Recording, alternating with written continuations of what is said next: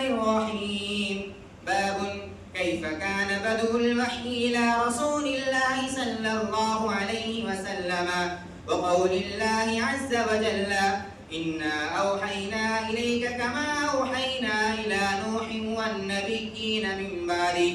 وبه قال حدثنا الحميدي قال حدثنا سفيان قال حدثنا يحيى بن سعيد الأنصاري قال أخبرني محمد بن إبراهيم التيمي أنه سمع علقمة بن وقاص الليثي يقول: سمعت عمر بن الخطاب رضي الله عنه على المنبر يقول: سمعت رسول الله صلى الله عليه وسلم: العلم طريق للجنة والجنة هي ما نتمنى.